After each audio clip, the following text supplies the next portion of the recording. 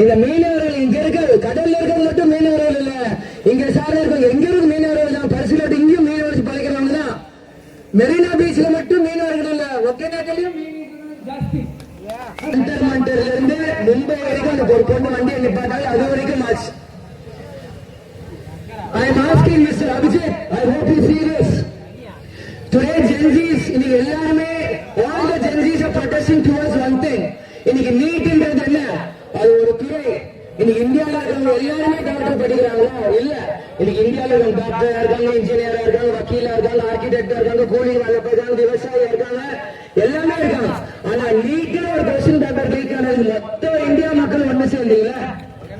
அப்போ தண்ணீர் ஒரு விஷயம் வரும்போது அந்த காங்கிரஸ் ஜனதா பார்ட்டி எங்க? இன்னைக்கு தண்ணீர் வாழ முடியுமா?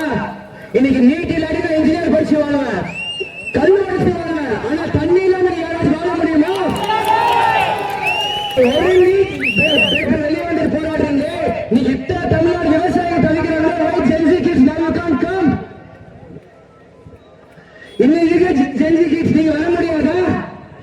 இன்னைக்கு அவரு அது போன தேர்தல பாத்தீங்கன்னா இப்ப இருக்க முதல்வர் சிவகுமார் வண்டியில இருந்து இப்படி காமிப்பார் அங்க இருக்க மக்களுக்கு. அந்த தண்ணிக்கு மட்டும் இருக்கு. ஆனா இந்த தண்ணிக்கு மட்டும் ஒரு நோடா நான் தெரியாம கேட்கிறேன். இன்னைக்கு சென்னை வந்த ராகுல் காந்தி, இன்னைக்கு தமிழ்நாடு காங்கிரஸ் ராகுல் காந்தி, இன்னைக்கு 2 வருஷம் சித்தராமையா ஆட்சியில் இருக்கணும், 2 வருஷம் சிவகுமார் மரியாதை ஆட்சியில் இருக்கணும். அன்னைக்கு விருந்து போறீங்க, காலை உணவு டிஃபன் சாப்பிடுறீங்க, இதுக்கெல்லாம் ராகுல் காந்தி கூப்பிடுறாரு. இன்னைக்கு தமிழ்நாட்டில் திமுக பிச்சை போட்டு ஜெயிச்ச காங்கிரஸ் இன்னைக்கு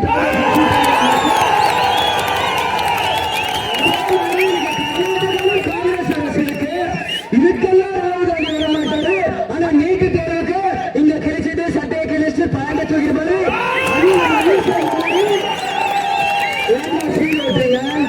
எதுக்கு சீன் ஓட்டுறீங்க? இது நம்ம பிறகு மோடி கேட்போம், பிறகு பிஜேபி கேட்போம். அப்போ ராகுல் காந்தி பதில் சொல்லணும், மோடி இல்ல.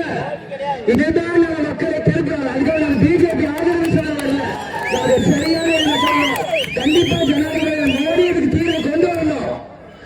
நம்ம அந்நியரான மக்கள் சந்திக்கிறாங்க, நீங்க வர முடியல.